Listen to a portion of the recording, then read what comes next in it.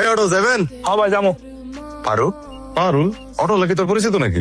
না পরিচিত না। তাহলে তোর নাম ধরে ডাকলো কে? ও মনে পড়ছে, ওই একদিন আমি আর আব্বা ভাইয়ের অটোতে উঠছিলাম, পরে আব্বা অটোতে করে আমার নাম লইছিল, পরে ওই থেকে মানে আমার নাম জানে। বুঝছি। এই বেটা এই চালা অটো আবার প্যাসেঞ্জারের নাম ধরে ডাকস কোন সাহসে? বেয়াদব। আচ্ছা কামাল ভাই থাক না। এই নদী পারে যাবো, কয়টা গেল? যাবো সে দিয়ে। চল। আমার ধরে বয় তাহলে আর পড়বি না। হাই, এই রাইতের বেলা তুমি আমার বাড়ির সামনে এসে দাঁড়ায় আসছো কেন? কেন দাঁড়ায় আছি বুঝো না? তুমি তোমার মামাতো ভাইয়ের সামনে কেমনে বললা যে তুমি আমার চিনো না? পরিচয় দেওয়ার মতো কোনো পরিচয় তোমার আছে?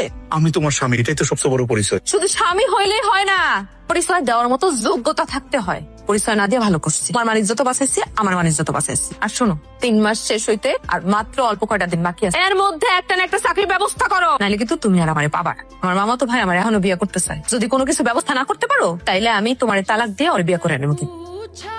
মিজান ভাই বাড়িতে আছেন? আমি সবুজ, আপনার নামে একটা সিডি আইছে।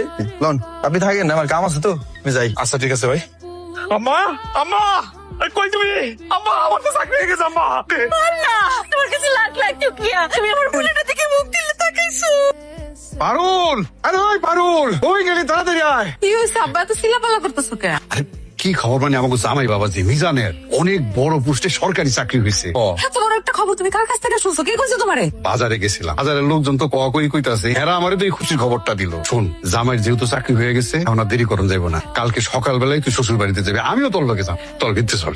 আব্বা আজকে কিন্তু তুমি আবার আমারে থুই আয়া পড়ো না। না না না, জামাই বাবাজি যে চাকরিটা হয়েছে, আমি কিন্তু খুব খুশি হয়েছে। কতদিনের একটা মানুষ বেকার থাকতে পারে? হের যে মেধা, একটা না একটা চাকরি তো পাইয়া যাবে, এটা আমি জানতাম আগে। আসসালামু আলাইকুম পিয়ার সাহেব। আমার কেমন আছেন আপনি? আসি বাইশো থাকো। আপনার শরীর ভালো আছে আম্মা? ভালো আছে। কেমন আছো তুমি?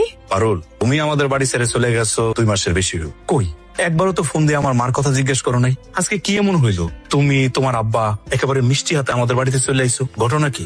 আসলে এতদিন তো আমি তোমার লগে মান অভিমান করে দূরে আসছিলাম, আমি চিন্তা করে দেখলাম স্বামীর সাথে মান অভিমান করে কোনো লাভ আছে, এই জন্য সব মান অভিমান ভুইলা আমি তোমার কাছে চলে আসছি। এখন আমরা সুখে শান্তিতে সংসার করবো। কিন্তু আমি তো তোমার সাথে সংসার করবো না পারুল। কি কইতেছো তুমি এসব?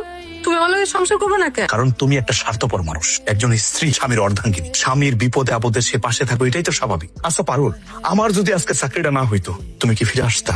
আসতা না। তাই আমি সিদ্ধান্ত নিচ্ছি, তোমার মতো স্বার্থপর মানুষের সাথে আমি সংসার করবো না।